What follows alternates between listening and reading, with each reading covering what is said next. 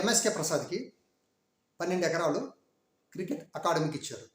ఈయన 98లో నయన్ మోంగియా ఏదో గాయమైతే అప్పుడు వచ్చారు. ఈయన వచ్చి 6 టెస్ట్ మ్యాచ్లు 17 వన్డేలు ఆడారు. ఇతను మనం ఓపెన్గా మాట్లాడాలంటే ఒక రికమెండేషన్ పర్సన్. ఇక్కడి నుంచి 2016లో ఆయన సెలక్షన్ కమిటీ చైర్మన్ కూడా అయ్యారు. అది ఎలా అయ్యారో క్రికెట్ కొంచెం బాగా తెలిసిన వాళ్ళకి తెలుసు. అయితే ఇతనికి 12 ఎకరాలు ఇచ్చారు. చూడండి, ఇతనికి అది గవర్నమెంట్ ల్యాండ్ కావచ్చు, రైతులది కావచ్చు, ఏదైనా ఒక రైతు యొక్క ఆవేదన అమరావతిలో ఏ విధంగా ఉందో ఒక్కసారి చూడండి.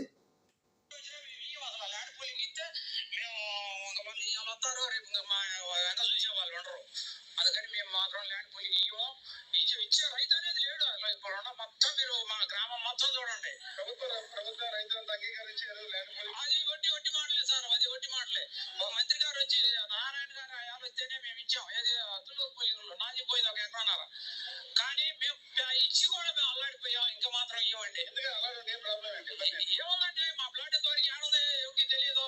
ఆల్రెడీ నువ్వు ఇచ్చావు, కౌలుకి లేదు, తోరికి కౌలు పడతలేదు, అల్లాడిపోతున్నావు. మా పిల్లలు ఆడపిల్లలు. ఈ పెద్ద ఆయన ఏ పార్టీకి సంబంధించిన వ్యక్తి కాదు, ఏ పార్టీకి తొత్తుగా మాట్లాడాలి. చూడండి, ఒక కామన్ పర్సన్, ఒక రైతు ఏ విధంగా మాట్లాడుతున్నా అతను ఆవేదన పట్టించుకోవట్లే. వచ్చిన వాళ్ళందరూ 12 ఎకరాలు 20 ఎకరాలు. ఇతను ఏమీ పెద్ద క్రికెటర్ ఏం కాదు.